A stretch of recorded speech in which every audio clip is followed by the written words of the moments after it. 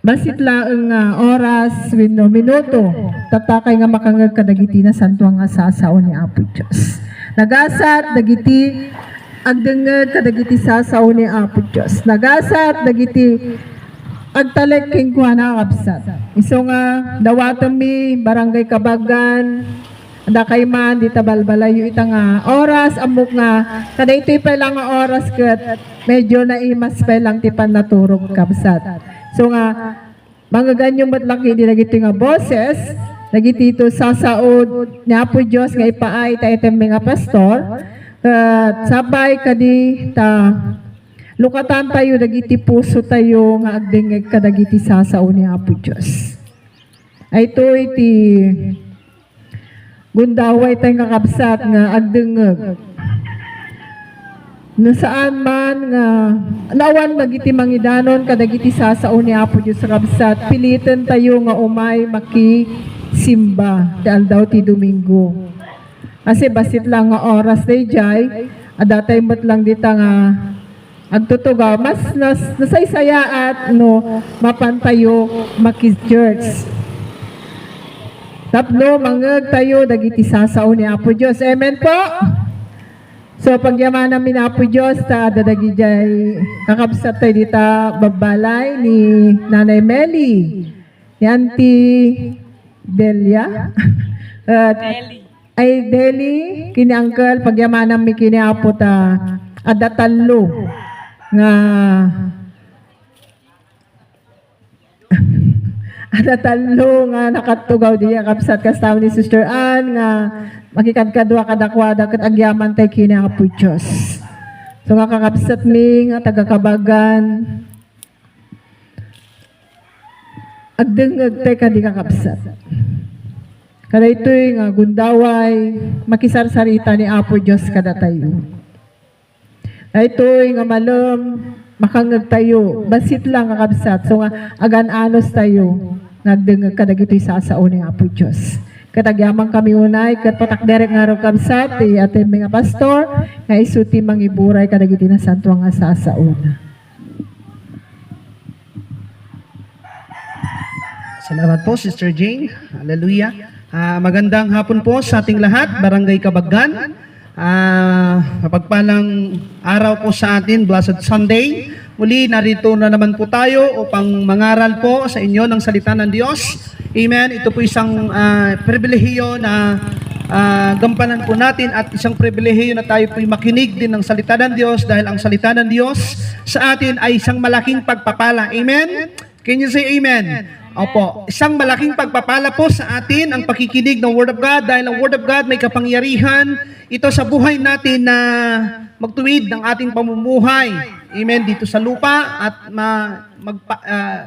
siya po yung mag-aayos sa ating mga pamumuhay dito sa lupa upang sa ganon, mas maganda ang pamumuhay ng tao dito sa mundong ito kapag kasama niya ang Diyos. Amen? At ang salita ng Diyos. Kaya sa hapong ito, inaaniyahan ko po kayo na tayo po ay makinig, panandalian ng salita ng Diyos. Amen? Sadyain po natin makinig dahil napaka-importante po ang Word of God at ito po isang pagre-respect din natin sa Diyos sa makapangyarihan sa lahat dahil sabi ng Word of God at ito po'y nakasulat po sa 10 utos, 6 na araw, sabi niya po doon, 6 na araw ginawa ko sa inyo, magtrabaho kayo para sa tao, ngunit sa 7 araw, sabi po doon sa 10 utos, ito po ay pinagpala ng Diyos. Sinangtify ng Panginoon ang 7 araw at ang 7 araw ay para sa Diyos lamang. Amen? Dapat ilaan natin ang ating oras, ang ating panahon kapag ang araw ng Panginoon na dumating. Amen? At ang araw na ito ay, ito na po yun ang pakikinig po ng salita ng Diyos. Amen? Ito po yung pagpapakita natin ng pagre-respeto at pagmamahal natin sa Diyos na makapangyarihan sa lahat. Amen po ba? Mapagpalang hapon po sa ating lahat. Nawa ay maging pagpapala po sa atin ang salita ng Diyos. Dahil ang sabi po ng Bible, mga kapatid, dito sa Romans chapter 10 verse 17,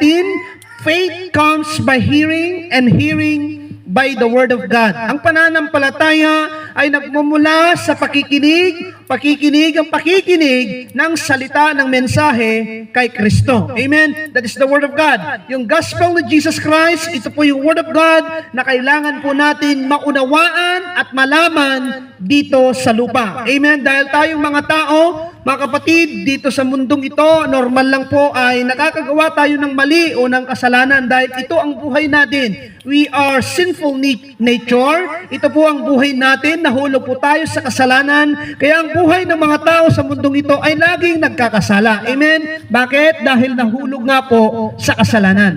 Meron po tayong namanang kasalanan. Ayon po sa Biblia, dito po sa Romans chapter 5, verse 12, may sinasabi po doon na sa pamamagitan ng isang tao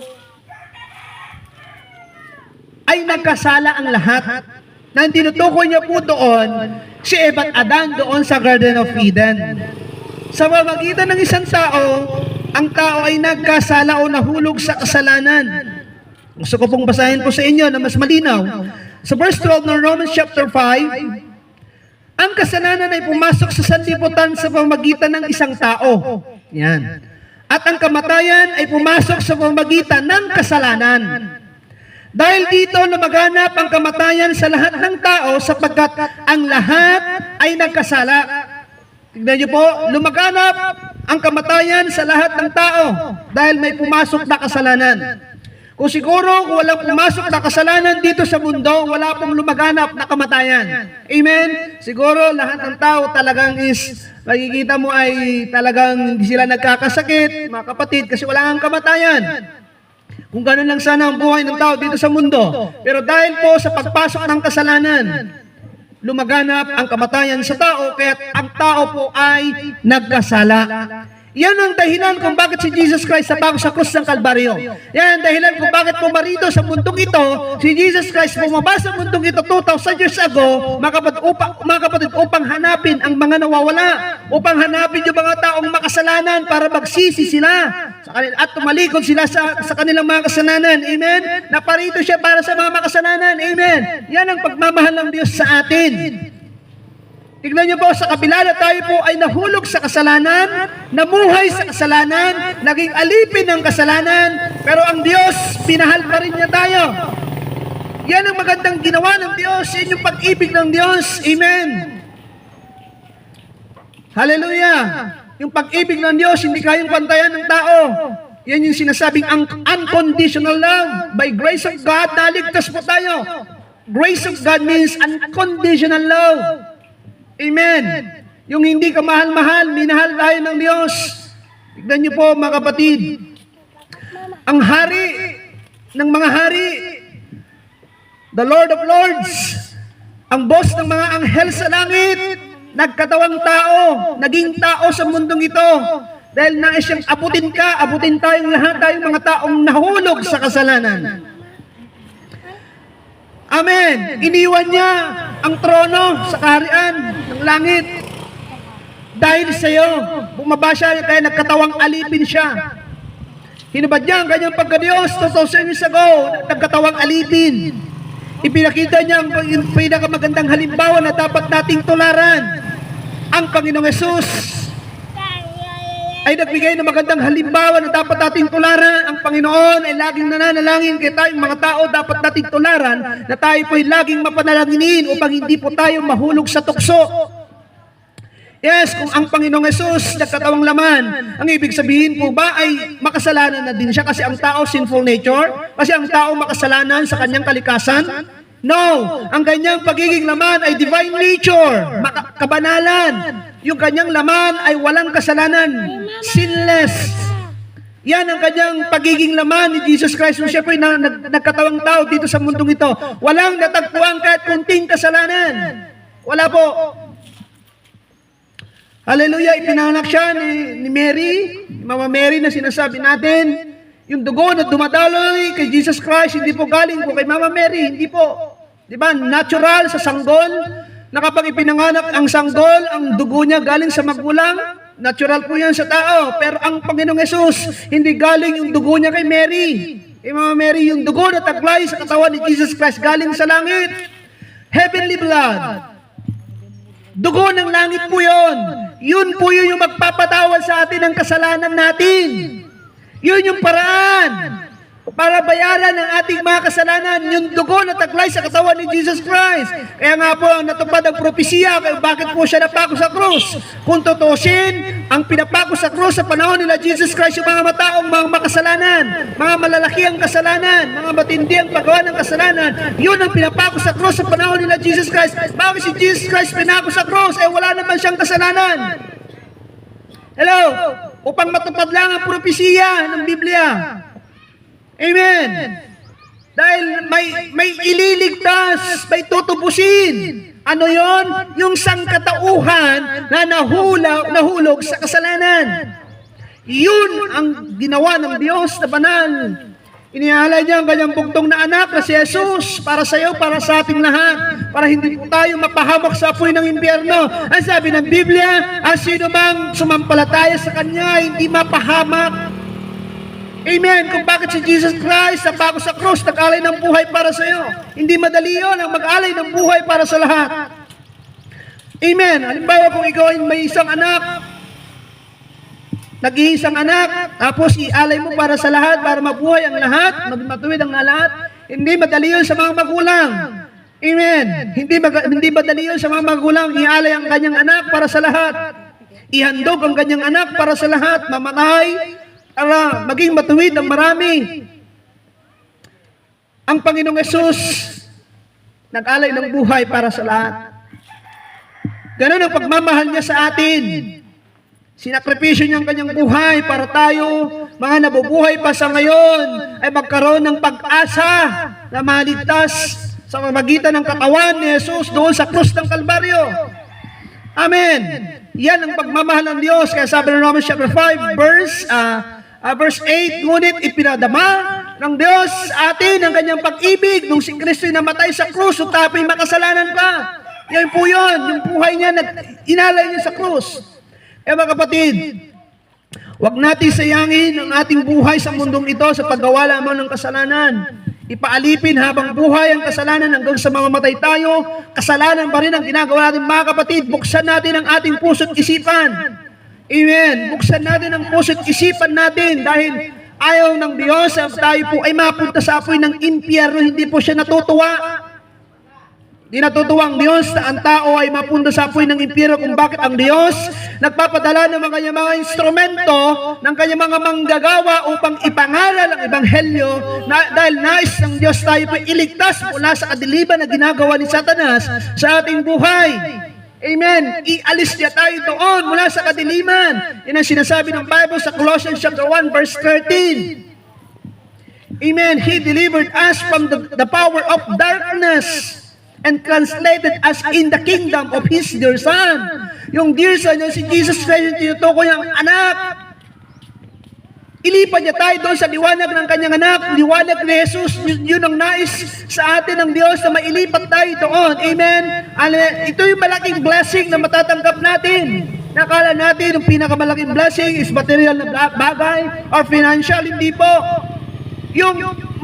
Ang pinakamasarap, ang pinakamalaking pagpapala, magandang pagpapala na matanggap ng tao, mga kapatid, yung buhay niya mabago. Magmula sa kadiliman na pamumuhay na makasalanan, dadalhin ka doon sa kaliwanagan ng buhay, sa pagiging mabuting tao, mabuting buhay. Amen. Ang mabuti na sinasabi ng Biblia, walang iba kundi ang Diyos lamang. Pagiging mabuti lang ang tao kapag ang buhay ng Diyos ay nakatira sa Kanya, nanirahan sa Kanyang kaloob-looban. Ipinanganak siya ng Diyos. Kaya may sinasalita ang Biblia, may sinasabi ang Biblia na we must be born again. Is that religion? Hindi po ito religion. Ito po ay personal na karanasan na dapat maranasan ng mga tao. May panganak ang kanyang espiritu sa Diyos. Lahat po tayo may espiritu. Ang tao parang kapiyan, sabi ng parang kapiyan. May katawan, kaluluwa, may espiritu. May katawan, may kaluluwa, at espiritu. Ganyan ang tao. Body, soul, spirit. Yan ang total man. Ang ipanganak dyan ng Diyos, yung espiritu natin. Yan yung kumokonekta sa Diyos. Dahil itong katawang ito yung anak ng ating mga magulang. Pero yung kaluluwa at espiritu mo, espiritu natin at kaluluwa natin, hindi yan anak yan ng magulang mo. Galing yan sa Diyos. Itong laman, itong katawan, yan yung anak ng magulang natin. Ito po yung babalik sa simenteryo at mauuod kaya kahit gaano pang kuskus ng kuskus natin sa ating mga mukha, na pampahid niya, na pampaputi, pampaganda, pampapogi. Mga kapatid, balang araw, uod lang din ang magiginabang sa simenteryo. Kaya ang dapat natin tignan dito, ayusin natin, ipaayos natin ang ating buhay sa Diyos, na hindi tayo magpapatuloy sa paggawa ng kasalanan. Amen. Mahal po tayo ng Diyos, mahal ka ni Jesus Christ, kung bakit ka nakakarinig ng Word of God. Mahal po tayo ng Diyos, ayaw kanyang mapahamak. Amen. Kaya sabi ng Bible, sa pamamagitan ng isa, lahat ay nagkasala. Ngunit sa pamamagitan din ng isa, na tinutukoy ng isa si Jesus Christ, ang tao ay naging matuwid. Amen po ba? Nais po ba natin maging matuwid? Sampalatayanan mo si Jesus Christ. Isuko mo ang buhay mo kay Jesus Christ para maranasan mo ang katwiran ng Diyos, the righteousness of God. Mahahayag sa atin kapag ikaw ay nagsuko ng buhay kay Jesus Christ.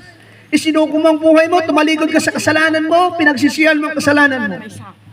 May pag-asa pa mga kapatid para tayo po ay magbago ng buhay, baguhin ang ating buhay. Ang Diyos, walang imposible sa Diyos, kahit gaano kasamang tao. Kahit gaano karami nagawa niyang kasalanan, na kapag ang tao humingi ng tawad, buong puso siyang humingi ng tawad sa Diyos, patatawarin siya ng Diyos. Mga kapatid, huwag kang magsayang ng panahon. Dahil may apoy ng impyerno naghihintay sa tao, sa lahat ng hindi kumilala kay Jesus Christ, sa lahat hindi sumunod sa Ebanghelyo ni Kristo, hindi kumilala sa Diyos, nagpakabisi sa mundong ito. Mga kapatid, totoong tinuturo ng Biblia na ang buhay ng tao ay napakaikli lamang. Sa John chapter 4 verse 14, ano po sabi sa Santiago? Chapter 4 verse 14, ano po sinasabi po ng Santiago? Chapter 4 verse 14, ay sinasabi po dyan patungkol po dito sa buhay ng tao.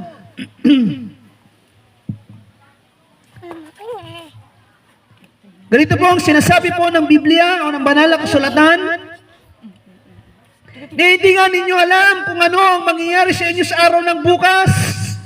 Ang buhay ninyo ay parang usok lamang, sandaling lumilitaw at agad nawawala.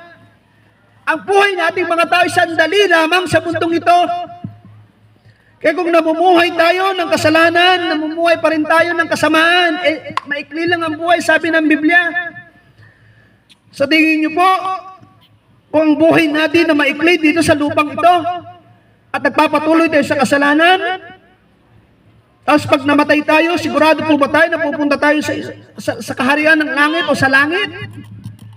Tapos pinag-pray ka lang ng mga religious leader dahil nagbayad ka sa kanilang mga panalangin. Nakala natin pupunta tayo sa langit. Ang buhay natin nagpapatuloy naman sa kasalanan, nabubuhay ang tao. Walang panahon sa Diyos. Ibang sinasamba niya, imbis ang sambay niya, yung naglikha ng lahat ng bagay. The creator of all. Pero ang sinamba ng tao, yung nilikha. Nilikha ang bato, sinambang bato, sinambang mga kahoy, sinambang araw, sinambang buwan. Imbes ang sambahin yung lumika ng mga iyon, ang sinamba nila yung mga nalikha ng mga bagay-bagay dito sa mundong ito. Kung ikaw yun, kung ikaw ang Diyos na yun, siguradong magsiselos ka, masasaktan ka. Bakit? Kasi imbes na ikaw ang sambahin, kung halimbawa ikaw ang Diyos, ikaw ang sambahin ng mga nilikha mo, iba na yung sinasamba nila, yung nilikha mo naman ng mga bagay-bagay. Kaya sabi ng Bible, kung babasahin mo kung saan nakasulat ang 10 utos, sabi ng Diyos doon, I am a jealous God. Ako ay Diyos na mapanibughoing Diyos. I am a jealous God. Silosong Diyos. Ang gusto ng Diyos, siya lang yung sambahin natin. Ang sabi ng Panginoon doon, kapag babasahin mo yung Exodus chapter 20, dadalawin ng Diyos ang mga nagmamahal sa Kanya. At paparusahan ng Diyos yung mga taong hindi nagmamahal sa Diyos, na hindi sumusunod sa utos ng Diyos. Hello, mula doon sa ikatlo at apat na lahi, sabi ng Bible, from the third and fourth generation. Mga kapatid, mahal po tayo ng Diyos kung bakit ka nakakarinig ng Word of God. Huwag natin sayangin ang ating buhay sa paggawa lamang ng kasalanan. Pagkabisi sa maraming mga bagay sa mundong ito. Mga kapatid, malapit ng darating ang ating Panginoong Yesus. Kilalanin mo siya. Iyakan mo ang iyong kaluluwa. Dahil hindi mo magugustuhan, hindi natin magugustuhan balang araw pag napunta tayo sa apoy ng impyerno. Hindi po natin magugustuhan. Hindi magandang lugar ang impyerno. Hindi magandang lugar po yon ang impyerno. Habang buhay pa tayo, habang binubuhay pa tayo ng Diyos, habang maayos pa ang ating pangangatawan, maayos pa ang ating mga pandinig sa ating mga tenga, makinig na tayo ng salita ng Diyos. Dahil sabi ng Biblia, sa Mateo chapter 24, ang pagdating ng Panginoong Yesus ay katulad sa panahon ni Noe. Hindi nila namalayan, dumating na ang baha.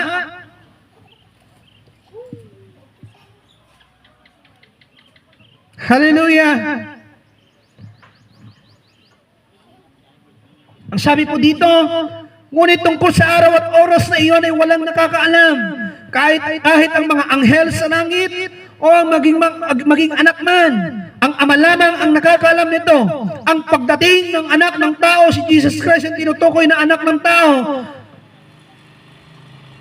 ay tulad ng panahon ni Noe. Sabi po dito sa Mateo chapter 24, verse 37, ang pagdating ng anak ng tao ay katulad sa panahon ni Noe.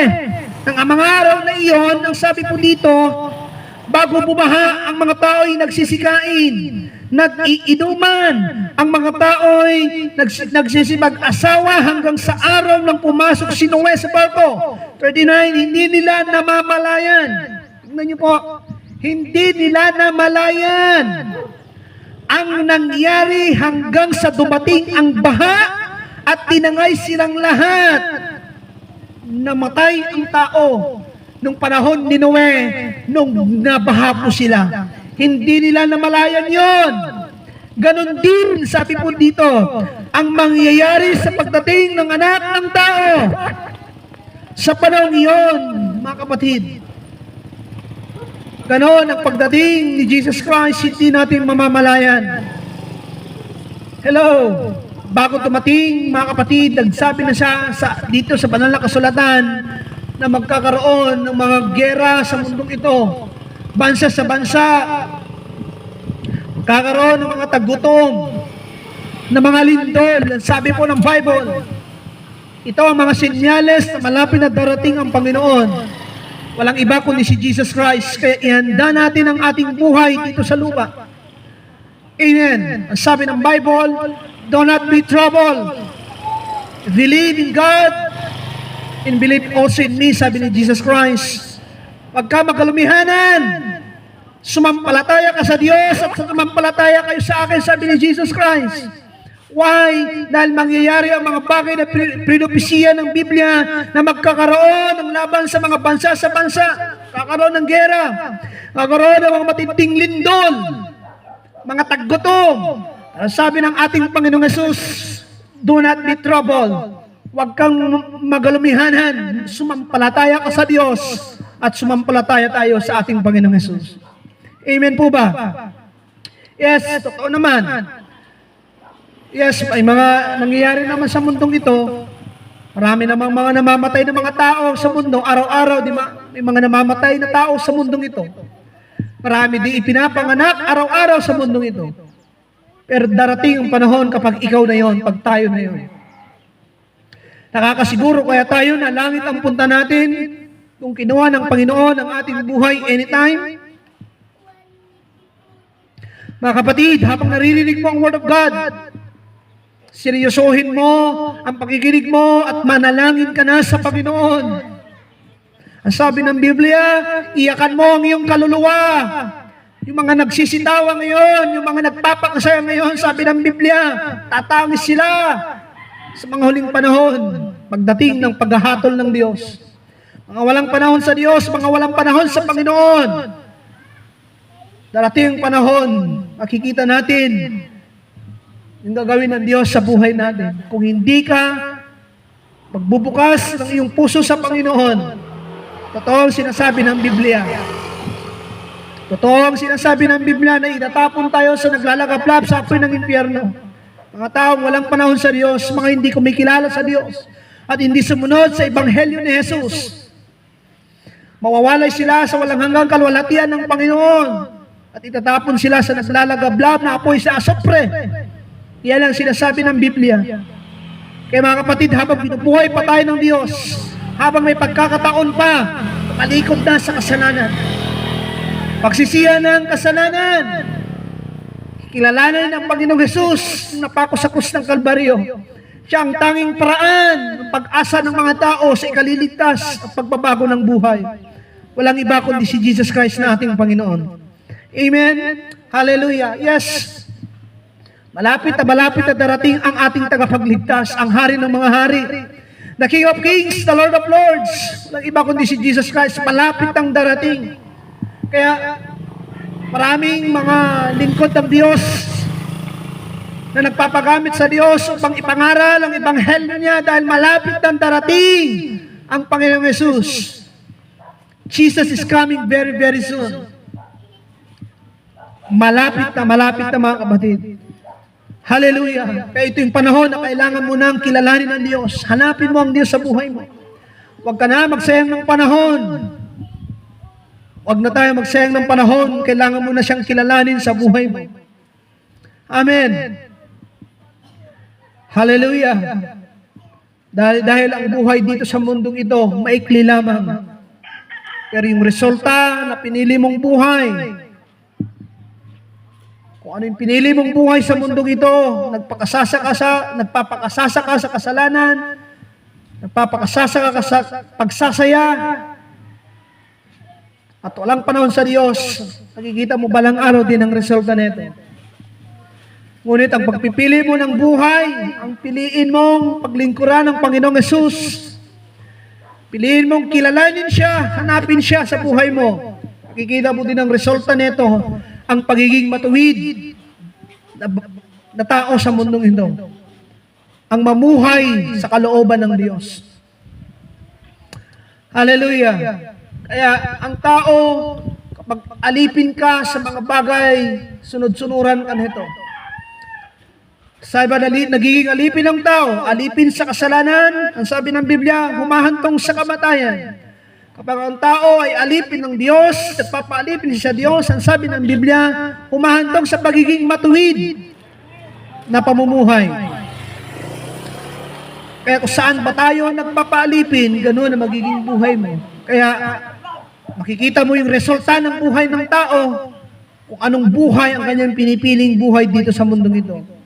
Ang pinakamainam na dapat nating piliing buhay ay hanapin ang Panginoong Yesus, kilalanin siya sa buhay nito. Sumampalataya ka, makikita mo ang pagbabago ng buhay mo. One day, hindi ka na magiging masaya kapag ikaw ay nakagawa ng kasalanan. Bakit? Hindi mo na nature yon. Meron kang divine nature. God's nature. Ang God's nature na bumuhay sa kasalanan. Kung meron ka nito, hindi ka natutuwa sa kasalanan. Natutuwa ka doon sa katotohanan. Doon ka natutuwa. Ang mamuhay sa katotohanan, ang sundin ang kalooban ng Diyos sa buhay nito, doon natutuwa ang tao kapag meron na siyang tinatawag ng God's nature. Amen? Kaya mga kapatid, solusyonan natin ito.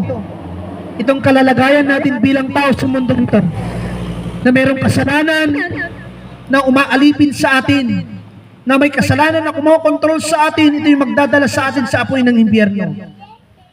Salamat sa Panginoong Yesus na magitan siya. Amen. Actually, tignan niyo po, ang Diyos na pupuot sa ating mga tao dahil sa kasalanan natin.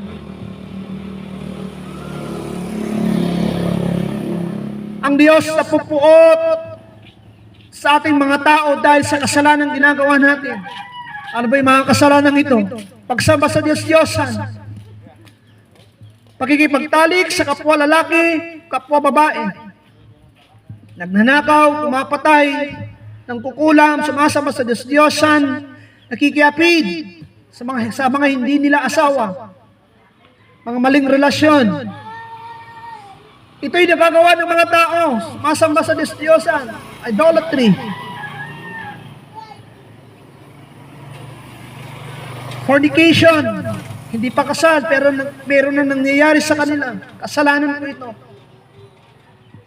Sa harapan ng Diyos. Tignan niyo po, yan ay nagagawa ng tao, nagagawa natin mga tao, mga pagsisinungaling. Pero dahil sa buhay ni Jesus, dahil kay Jesus Christ, yung banal na dugo niya, nakapagsasampalataya ka sa Kanya, hindi na makikita ng Diyos yung kasalanan mo. Amen. Yun ang magiging pag-asa natin, tayong mga taong makasalanan sa mundong ito. Hello. Ang banal na dugo ni Jesus na maglilinis sa ating mga kasalanan.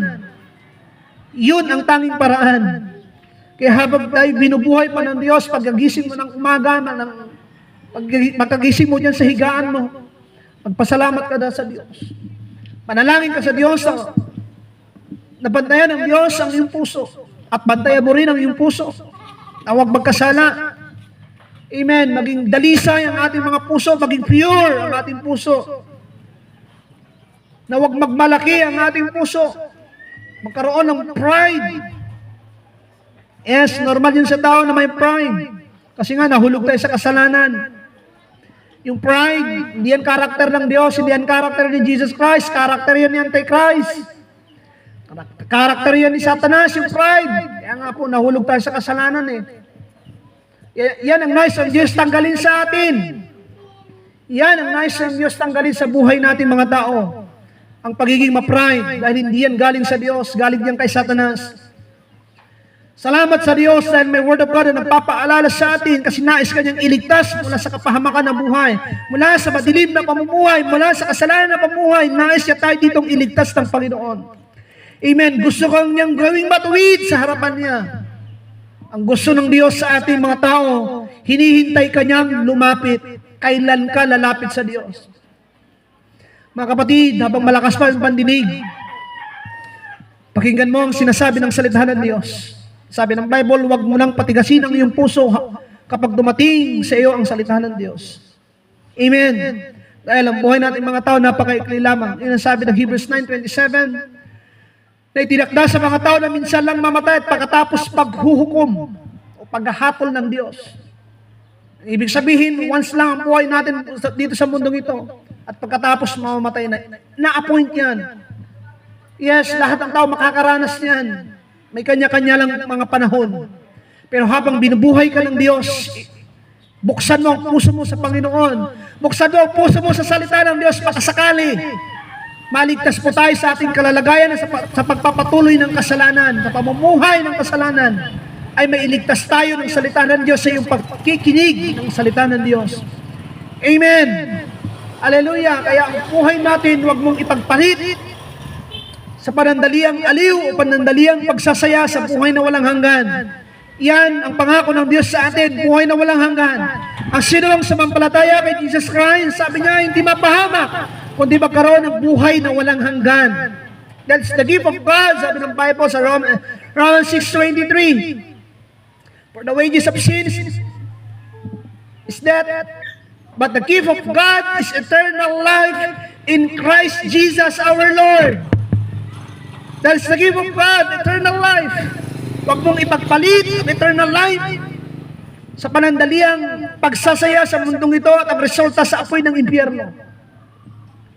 Amen. Kaya habang binubuhay tayo ng Diyos sa panahon ito, magpakumbaba ka na sa Diyos, ibaba mo yung sarili mo sa Diyos, kilalanin mo siya, at aminin mo sa Diyos na tayo po'y nagkasala, na nangangailangan ng pagliligtas ng Panginoon. Amen. Mahal ka ng Diyos, huwag natin sayangin ang buhay na ito sa mga bagay-bagay sa mundong ito na walang kinalaman sa ikapupuri ng Diyos sa ating buhay. Kaya tayong mga tao, magbigay tayo ng panahon sa Diyos, respetuhin natin ang Diyos sa lumikha ng ating buhay, sambahin natin ang Diyos sa ating mga buhay, mga kapatid, habang tayo po ay binibigyan niya ng pagkakataong mabuhay pa sa mundong ito. Amen? Dahil ang Lord, naghihintay siya sa ating paglapit sa Kanya. Hinihintay Kanya. Hinihintay niya tayo bawat isa sa atin. Amen. Ang nais ng Diyos, magsuko ka ng buhay sa Kanya. Kilalanin mo siya bilang Panginoon at tagapagligtas ng iyong buhay.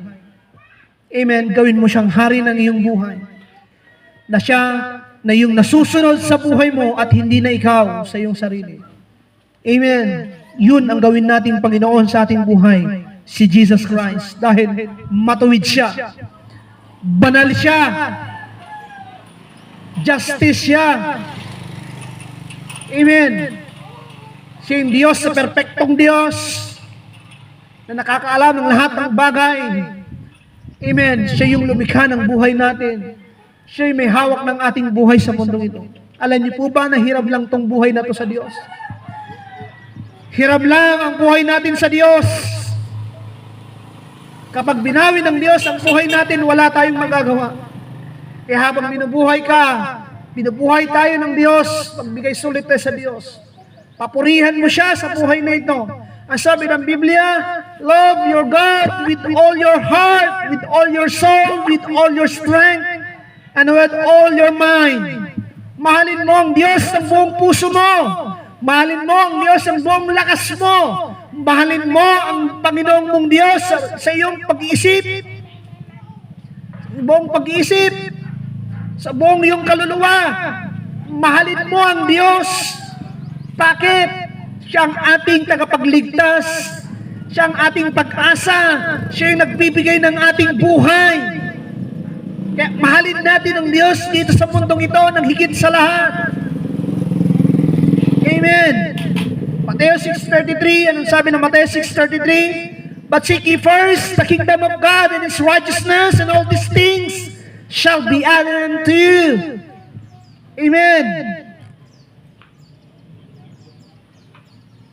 Hanapin mo ang kaharian ng Diyos. Seek ye first. Magsikap tayo. Pagsikapan natin tayo pagharian ng Diyos, sabi po ng Biblia. Amen. At ng kanyang katwiran, sabi ng Bible. At ang lahat ng mga bagay ay idaragdag sa iyo. Pagharian ka ng Diyos. Yan ang i-desire mo sa puso mo. Pagharian tayo ng Diyos. Hanapin mo kung paano ka pagharian ng Diyos. At ng katwiran ng ating Panginoong Hesus. Sumasampalataya tayo at naniniwala tayo na kayang tugunin ng Diyos ang ating pangangailangan. God will provide. Kaya niyang tugunin ang pangangailangan nating mga tao dito sa mundong ito. Ang nais ng Diyos na ikaw muna ipagharian niya. Kaya kung hindi ka magsusuko ng buhay mo sa Diyos, hindi ka niya paghaharian. Yan ang sabi ng Romans 3:23. Sapagkat ang lahat ay nagkasala at walang nakaabot sa kalwalatian ng Panginoon. For all have sinned and come short for the glory of God. Ang mga taong nagpapatuloy sa kasalanan ay hindi talaga nila maabot ang kalwalatian ng Panginoon. Pero kapag ang tao nagbigay ng buhay sa Diyos, nagsuko ng buhay sa Diyos, at sumampalataya ka sa Panginoong Hesus at namuhay at lumakad dito sa buhay ni Hesus, kaya niyang maabot ang kalwalatian ng Panginoon. Bakit? Sinasamahan siya ng Espiritu ng Diyos. Maabot niya lang ang kalwalatian ng Panginoon kapag siya po ay lumakad sa Panginoon. Tinalikuran niya ang mga masasamang lakad niya, masasamang buhay, masasamang pag-uugali. Pag tinalikuran niya ang kanyang mga masasamang buhay, mga makasalanang buhay, buhay na makasalanan, makikita niyo po ang pagbabago ng buhay, kaya niya nang abutin ang kalwalatian ng Panginoon. Bakit? Kalulugdan siya ng Diyos, sasamahan siya ng banal na Espiritu. Amen. Magiging matuwid ang buhay niya. Bakit? Ang titira sa kanya yung tagalangit na matuwid. Magiging banal ang buhay niya. Bakit? Ang nakatira sa kanyang puso, sa kanyang buhay ay banal na Diyos. Hello. Yan ang gagawin ng Diyos sa mga taong nakipag-isa sa Kanya. Amen. 2 Corinthians 5:17, if any man be in Christ, he is a new creature. All things are passed away. Behold, all things are become new. ang lahat na nakipag-isa kay Jesus Christ ay magkakaroon ng bagong buhay, bagong pagkatao, new creature, bagong nilalang, new life in Christ Jesus. Yung lumang pagkatao natin, yung lumang buhay natin, lilipas yan. Bakit? Ang mananahan sa buhay mo, ang buhay ng Diyos, God's nature. Amen. Pagkariin ng Diyos sa buhay natin.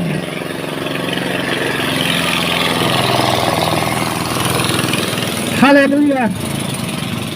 Paghariin ng Diyos sa buhay natin. Marinay at tirapo. Purihin ang pangalan ng Panginoon. Hallelujah. Mga kapatid, naintindihan niyo po ba mensahe ng salita ng Diyos ngayon? Ayaw kanyang mapahamak. Ayaw kanyang mapahamak. Kaya habang may panahon pa, magsuko na tayo ng buhay sa Kanya. I-surrender mo ang buhay mo sa Kanya. Amen. Wala tayong kakayanan balang araw, mga kapatid, na makaiwas balang araw sa apoy ng impyerno. Sa iyong diskarte, sa iyong galing, dito sa lupa. Kahit ikaw ng pinakamatalino, pinakamayaman, madiskarteng tao, walang kakayanan yan. Balang araw na mag-iiwas sa'yo sa apoy ng impyerno. Ang may kakayanan lang si Jesus Christ. Kaya ito yung panahon na magsuko ka ng buhay sa Kanya. Amen. Mahal ka ng Panginoon. Barangay Kabaggan, mahal ka ng Panginoon. Lahat na nakatira sa barangay na ito, mahal kayo ng Panginoong Jesus. Jesus loves you. Kaya kung paano ka minahal ng Panginoon, hinihintay ka niya na mahalin mo rin naman siya. Amen. Ang hirap naman, di ba? Isa lang yung nagmamahal, mahal ka niya, pero hindi mo siya mahal. Di ba ang hirap nun? Minahal ka ng Diyos, tapos hindi mo siya mamahalin. Binigyan ka niya ng buhay, tapos yung buhay mo, ibinigay mo lang sa paggawa ng kasalanan. Ibinuhos mo sa paggawa ng kasalanan lamang, minahal ka nga ng Diyos. Sa paanong parang tignan mo yung sarili, di ba? Kompleto tayo. May kamay tayo, may paa tayo, may mata tayo, may ilong tayo, may bibig tayo. Samantala yung ibang mga tao hindi kompleto. Ang sangkap ng kanilang mga katawan. Amen. May malakas kang pandinig para makinig ng salita ng Diyos. May paa ka para padalhin mo ang iyong katawan sa church pag Sunday. May mga sinilang dito sa mundong ito na walang paa. Ikaw pa kayang may paa at hindi mo kayang dalhin yung katawan mo sa church pag araw ng Sunday. May mga isinilang sa mundong ito na walang tenga. Ikaw may tenga na nakakarinig. Bakit hindi ka makinig ng Word of God? Amen. May mga tao isinilang sa mundong ito na walang mata. Walang paningin. May mata nga pero walang paningin. Bulag. Ikaw na may mata, bakit hindi ka nagbabasa ng Biblia? Hello. Kaya napaka-bless natin, di ba? Nakala mo ikaw na yung kawawa, may mas kawawa pa sa mundong ito. Hello. Minsan may panahon na yung sinasabi nila na wala kang tsinelas. Pero kapag sa sobrang hirap, hindi ka makabili ng tsinelas. Huwag mong kaawain sarili mo kasi kapag makakita ka ng walang binti, walang legs, walang paa, mas kawawa pa sila kaysa sa'yo ng walang tsinelas. Kaya mas bless ka pa sa kanila. Alam mo wala kang pera? Kahit wala kang pera ngayon, alam mo mas blessed ka pa sa kanila yung mga nandoon sa ngayon sa emergency, sa ICU. Doon sa hospital na naghihingalo, na nagbabayad ng libo-libo per day para mabuhay lang sila araw-araw. Na kahit wala kang pera, mas blessed ka, mas mapapalad ka pa sa kanila. Amen. Huwag mong kawawain yung sarili mo. Mahal ka ng Diyos. May nagmamahal sa iyo. Kahit hindi ka man mahalin ng kapwa mo tao, pero may nagmamahal sa iyo. Walang iba kundi ang Panginoong Hesus. Amen? Kaya wag po natin sayangin yung buhay nito sa paggawa lamang ng mga walang kwentang bagay sa mundong ito na walang kinalaman sa Diyos. Gamitin natin ang ating buhay para mapurihan mo ang Diyos dahil darating ang panahon. Sisingilin tayo ng Diyos sa lahat ng ating mga ginawa dito sa lupa. Mabuti man na masama, ipagsusulit natin yan sa Diyos. Wala tayong may tatago. Mga lihim na ginagawa mo sa kapwa mo, mga paninira mo sa kapwa mo, Yan, alam lahat yan ng Diyos. Mga pandaraya mo sa kapwa mo, pandaraya, pagsisinungaling mo sa kapwa mo, alam lahat yan ng Diyos. Kaya habang narinig mong salita ng Diyos, humihi ka ng tawad sa Diyos sa mga nagawa mong kasalanan. Magpakatotoo tayo sa Diyos. Amen. Amen. Dahil yung Diyos na makapangyarihan, mahal niya po tayo. Marila.